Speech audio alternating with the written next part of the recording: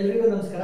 ಇನ್ಫೋಸ್ಟ್ರೀಮ್ YouTube ಚಾನೆಲ್ಗೆ ಎಲ್ರಿಗೂ ಸ್ವಾಗತ. ಈ ವಿಡಿಯೋದಲ್ಲಿ ನಾವು ಆಲ್ಟರ್ನೇಟಿವ್ ಕರೆಂಟ್ ಸರ್ಕ್ಯೂಟ್ ಅಂದ್ರೆ ಎಸಿ ಸರ್ಕ್ಯೂಟ್ ಪ್ರಾಬ್ಲಮ್ಸ್ ನ ಡಿಸ್ಕಸ್ ಮಾಡ್ತಾ ಹೋಗೋಣ. ಟೋಟಲ್ 3 ಪ್ರಾಬ್ಲಮ್ ನ ಸಾಲ್ವ್ ಮಾಡೋಣ. ಸೊ 3 ಪ್ರಾಬ್ಲಮ್ ನ ನೀವು ಸಾಲ್ವ್ ಮಾಡಿದ್ರೆ ಯಾವುದೇ ಎಸಿ ಸರ್ಕ್ಯೂಟ್ ಪ್ರಾಬ್ಲಮ್ ಕೊಟ್ಟರು ನೀವು ಸಾಲ್ವ್ ಮಾಡಬಹುದು. ಫಸ್ಟ್ ಮೊದಲನೇ ಕ್ವೆಶ್ಚನ್ ಕೊಟ್ಟಿದ್ದಾರೆ, ಏನು an alternative voltage is given by V is equal to 141.4 sin 377t.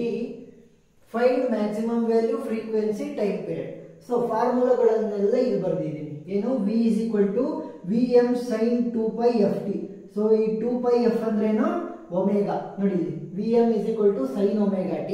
Omega ಜಾಗದಲ್ಲಿ ಏನು ಬರೆದಿದ್ದಾರೆ 2 pi f. Therefore W is equal to ಅಂದ್ರೆ omega is equal to 2 pi f. Next ಈ W ಅಲ್ಲ omega. Next I is equal to Im sin omega t. So omega ನ ಇಲ್ಲಿ substitute ಮಾಡಿದ್ರೆ Im sin 2 pi ft. Next time period t is equal to 1 by frequency. ಇಲ್ಲಿ frequency ಇಲ್ಲಿ ಕಂಡುಹಿಡಿದಿದ್ದೀವಿ. Next Vrms. So Vrms ಅಂದ್ರೆ RMS ಅಂದ್ರೇನು root mean square. So V root mean square ಏನಾಗುತ್ತೆ V maximum Vm ಇಲ್ಲಿದೆಯಲ್ಲ, so Vm divided by root 2. So calci use ಮಾಡೋದ್ರಿಂದ ಆರಾಮಾಗಿ ಮಾಡಬಹುದು root 2 ಎಲ್ಲ. Next V average is equal to 2 pi m. So 2 pi m.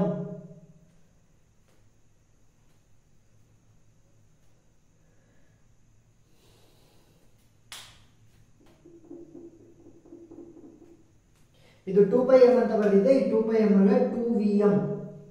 So 2 into Vm. Vm ಏನ್ value ಇಲ್ಲಿದೆ. So 2Vm divided by pi ಮಾಡಿದ್ರೆ ಏನು ಸಿಗುತ್ತೆ ನಮಗೆ V average ಸಿಗುತ್ತೆ. ಈಗ ಪ್ರಾಬ್ಲಮ್ ನ ಸಾಲ್ವ್ ಮಾಡೋಣ. ಮೊದಲನೇದು ಏನು ಹೇಳಿರೋದಪ್ಪ, ಮ್ಯಾಕ್ಸಿಮಮ್ ವ್ಯಾಲ್ಯೂನ ಕಂಡುಹಿಡಿಯಿರಿ. ಮ್ಯಾಕ್ಸಿಮಮ್ ವ್ಯಾಲ್ಯೂ ಅಂದ್ರೇನು Vm. ಸೊ ಆ ಫಾರ್ಮುಲಾ ಫುಲ್ ಇಲ್ಲಿ ಬರೀರಿ first. V is equal to Vm ಯಾವಾಗ ಸಾಲ್ವ್ ಮಾಡ್ತಾ ಇರೋದು A. So V is equal to Vm sin omega t. So ಇದ್ರ ಫಾರ್ಮನ್ನ ಇದನ್ನ ಇಳಿಸ್ಕೊಳ್ಳಿ, ಯಾಕೆ ಅವರು ಆಲ್ರೆಡಿ ಕೊಟ್ಟಿದ್ದಾರೆ. ಸೊ ಎರಡನ್ನು ಕಂಪೇರ್ ಮಾಡೋಣ. V is equal to 141.4 sin 377t. ಈಗ ನೋಡಿ ಕಂಪೇರ್ ಮಾಡ್ತಾ ಬನ್ನಿ. Vm ಇರೋ ಜಾಗದಲ್ಲಿ ಏನಿದೆ 141.4 ಇದೆ. ನೆಕ್ಸ್ಟ್ ಸೈನ್ ಇರೋ ಜಾಗದಲ್ಲಿ ಸೈನ್ ಇದೆ, ಒಮೆಗಾ ಇರೋ ಜಾಗದಲ್ಲಿ 377 ಇದೆ. ನೆಕ್ಸ್ಟ್ ಟಿ ಇರೋ ಜಾಗದಲ್ಲಿ T. So by comparing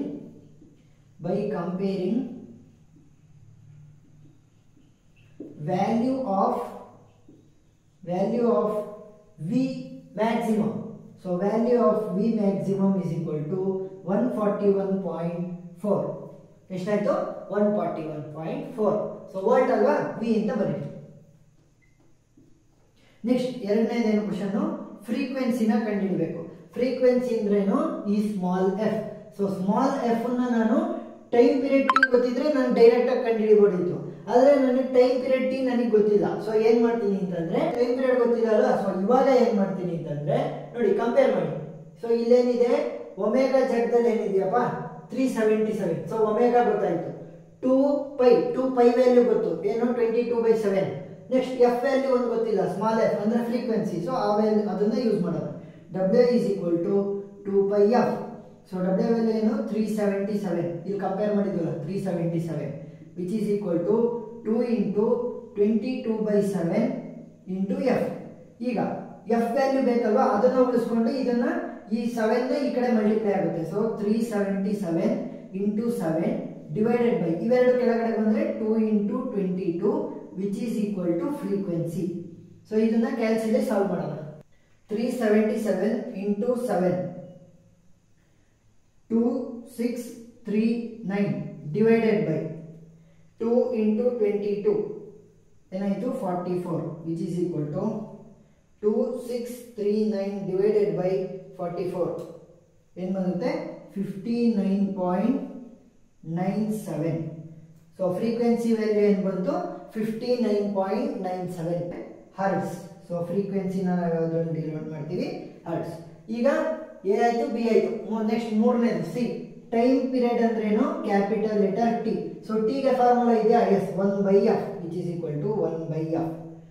1/f value ಏನಿದೆ 59.97. ಸೊ ವ್ಯಾಲ್ಯೂ ಏನಾಗುತ್ತೆ time period 1 divided by 59 0.97 value ಏನಾಗುತ್ತೆ 0.166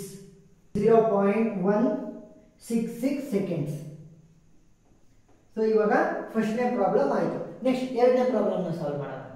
ಎರಡನೇ ಕ್ವಶನ್ ಅನ್ನ ಸಾಲ್ವ್ ಮಾಡೋಣ. ಏನು ಕೊಟ್ಟಿದ್ದಾರೆ? an alternative voltage is given by V is equal to 141.4 sin 314t. Next, find frequency, RMS value, V average, instantaneous value of voltage V when time t is equal to 3 millisecond. So ಒಂದೊಂದನ್ನೇ solve ಮಾಡೋಣ. First ಏನು ಮಾಡಬೇಕು? ನಾನು compare ಮಾಡ್ಕೊಳ್ಳೋಣ. First V is equal to ನನ್ನ main ಯಾವುದು formula V is equal to voltage ಮುಖಾಂತರ ಕೊಟ್ಟಿರೋದು, current ಮುಖಾಂತರ ಕೊಟ್ಟಿದ್ರೆ ಇದನ್ನ ಯೂಸ್ ಮಾಡ್ತಾ ಇದ್ದೆ. Voltage V is equal to Vm sin omega t. ಇಷ್ಟ ಆಯ್ತಾ? ಈಗ ನನಗೆ ಕೊಟ್ಟಿರುವಂಥದ್ದು ಏನೋ ಅವ್ರು ಕೊಟ್ಟಿರೋದು V is equal to 141.4 sin 314t. ಈಗ Vm ಜಾಗದಲ್ಲಿ ಏನಿದೆ 141.4.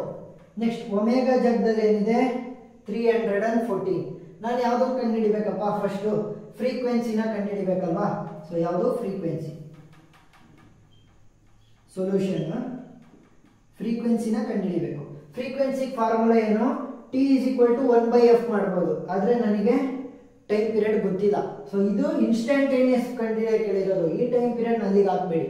ಏನು ಹೇಳಿರೋದು? ನನಗೆ ಟೋಟಲ್ ಟೈಮ್ ಪೀರಿಯಡ್ ಗೊತ್ತಿಲ್ಲ. ಸೊ ಏನು ಮಾಡ್ತೀನಿ? ಒಮೆಗಾ ವ್ಯಾಲ್ಯೂ ಗೊತ್ತಿದೆಯಾ ನೋಡ್ತೀನಿ. ಒಮೆಗಾ ವ್ಯಾಲ್ಯೂ ಗೊತ್ತಿದೆ ಎಷ್ಟು? 314. ಸೊ ಏನು ಮಾಡ್ತೀನಿ? ಈ ಫಾರ್ಮುಲಾನ ಯೂಸ್ ಮಾಡ್ತೀನಿ. Omega is equal to 2πf. Omega value ಎಷ್ಟು? 314 which is equal to 2 into pi. So pi value ಏನಾಗುತ್ತೆ? 22/7. 22/7 ನೀವು ಹಿಂಗಾರು ಹಾಕೋಬಹುದು, ಇಲ್ಲ ಡೈರೆಕ್ಟ್ ಪೈ ಅಂತ ಕ್ಯಾಲ್ಕುಲೇಟರಲ್ಲೇ ಮಲ್ಟಿಪ್ಲೈ ಮಾಡ್ಬೋದು. Into F. So final F value ಏನಾಗುತ್ತೆ? ಈ 7 ಮೇಲ್ಗಡೆ ಮಲ್ಟಿಪ್ಲೈ ಆಗುತ್ತೆ. 314 into 7 divided by 2 into 22. So final ಅಲ್ಲಿ ಏನಾಗುತ್ತೆ ನೋಡೋಣ. 314 ಇಂಟು 7 2198 ಡಿವೈಡೆಡ್ ಬೈ 22 ಇಂಟು 2 ಏನಾಗುತ್ತೆ? 44. ಸೊ ಫೈನಲ್ ವ್ಯಾಲ್ಯೂ ಏನಾಗುತ್ತೆ? Final frequency value 2198 divided by 44. 49.95 hertz. 49.95 hertz first frequency ಆಯ್ತಪ್ಪ. Next RMS value. RMS ವ್ಯಾಲ್ಯೂಗೆ ಏನಿರೋದು formula? VRMS is equal to Vm by root 2. Vm ಏನಿದೆ? Vm ಜಾಗದಲ್ಲಿ 141.4 ಡಿವೈಡೆಡ್ ಬೈ ರೂಟ್ 2 ನ ಮಾಡಬೇಕು. So root 2 value ಏನಾಗುತ್ತೆ first ನೋಡಿ. ರೂಟ್ 2. ಸೊ ರೂಟ್ 2 ವ್ಯಾಲ್ಯೂ 1.414 ಮೇಲ್ಗಡೆ 141.4 ಡಿವೈಡ್ ಮಾಡಿ. 141.4 ಡಿವೈಡೆಡ್ ಬೈ 1.414 ವ್ಯಾಲ್ಯೂ ಎಷ್ಟಾಗುತ್ತೆ? 100. So 100 volts. VRMS is equal to 100 volts. Next ಮೂರನೇದು ಏನು ಹೇಳಿದ್ದಾರೆ? V average. So V average formula ಏನು? 2 into V average formula 2 into Vm by pi ಅಲ್ವಾ? So 2 into Vm ಅಂತಂದ್ರೆ V maximum. So 141.4 divided by pi ವ್ಯಾಲ್ಯೂನ ನೀವು 22/7 ಅಂತ ನಾನು ತಗೋಬಹುದು. ಇದು ಇನ್ನೂ ಮಾಡಿಫೈ ಮಾಡಿರೋದ್ರೇನು? 3.14. ಎಷ್ಟು? 3.14. ಅದನ್ನ ತಗೊಳ್ಳಿ. 3.14 ಅದು 3.141 ಏನಾಗಲ್ಲ. 3.14. ಇವಾಗ 2 ಇಂಟು 141.4 ಏನಾಯಿತು? 282.8 ಡಿವೈಡೆಡ್ ಬೈ 3.14 ವ್ಯಾಲ್ಯೂ ಏನಾಗುತ್ತೆ? ಡಿವೈಡೆಡ್ ಬೈ 3.14 90.06 ವೋಲ್ಟ್ ಏನಾಯಿತು? ನನಗೆ ವಿ ಆವರೇಜ್ ಸಿಕ್ತು. ಈಗ ಫೈನಲ್ ಯಾವುದು? Instantaneous value of voltage when time T is equal to 3 second. ಈಗ ಏನು ಮಾಡ್ತೀನಿ? ಇಲ್ಲೇ ಸಬ್ಸ್ಟಿಟ್ಯೂಟ್ ಮಾಡ್ತೀನಿ. ನೋಡಿ ಏನಂತ ಹೇಳಿದರೆ ವಿ.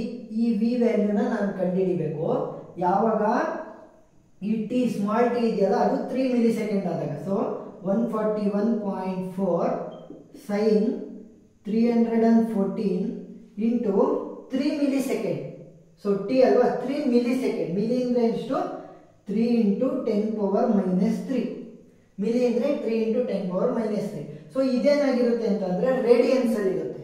ನಾನೇನು ಮಾಡಬೇಕು ಅದನ್ನ ಡಿಗ್ರಿ ಕನ್ವರ್ಟ್ ಮಾಡಬೇಕು. ಸೊ ಡಿಗ್ರಿಗೆ ಕನ್ವರ್ಟ್ ಮಾಡಬೇಕು 180/π ಮಾಡೋದು ಇಂಟು 180/π ಮಾಡಿದ್ರೆ ಏನಾಗುತ್ತೆ ನನಗೆ ಈ ವ್ಯಾಲ್ಯೂ ರೇಡಿಯನ್ಸ್ ಅಲ್ಲಿ ಇರೋದು ಡಿಗ್ರಿಗೆ ಕನ್ವರ್ಟ್ ಆಗುತ್ತೆ. 114.35 ವೋಲ್ಟ್ಸ್. ಸೊ ಏನು ಬಂತು 114.35 ವೋಲ್ಟ್ಸ್. ಇವಾಗ ಎರಡನೇ ಕ್ವಶನ್ ಆಯಿತು. ಇನ್ನೊಂದು ಕ್ವಶನ್ ನೋಡೋಣ. ಸೊ ಎಲ್ಲ ಕಾನ್ಸೆಪ್ಟು ಅರ್ಥ ಆಗುತ್ತೆ ಅವಾಗ. ಈಗ ಇದು ಮೂರನೇ ಪ್ರಾಬ್ಲಮ್ನ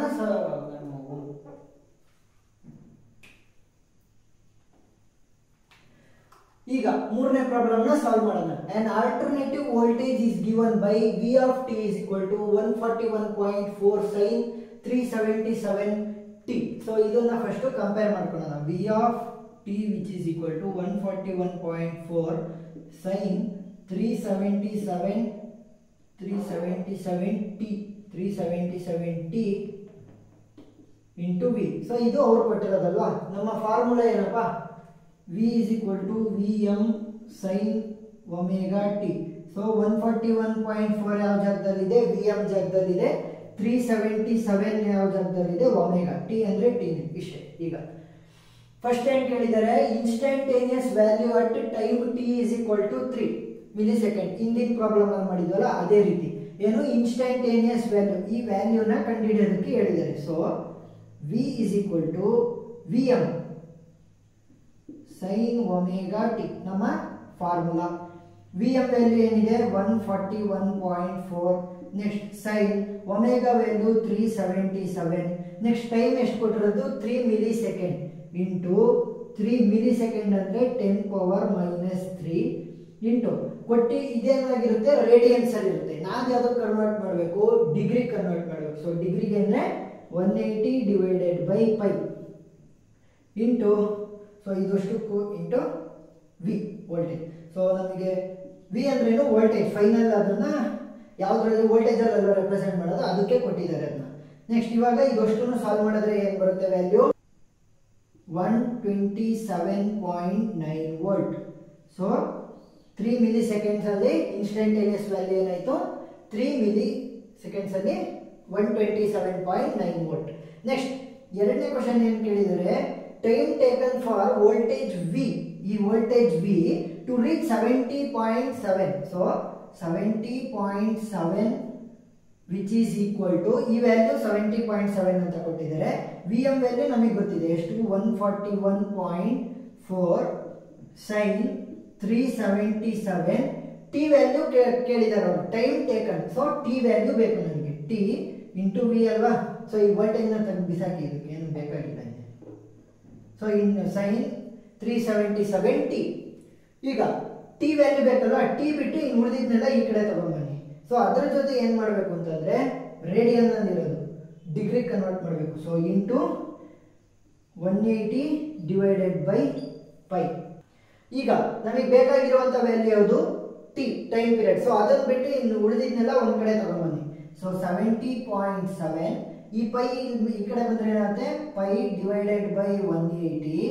ನೆಕ್ಸ್ಟ್ ಇನ್ನು ಉಳಿದಿರೋಂಥದ್ದೇನು 141.4 ಇದೇನಾಗುತ್ತೆ ಕೆಳಗಡೆ ಬರುತ್ತಲ್ಲ. So /141.4 sin 377 which is equal to T.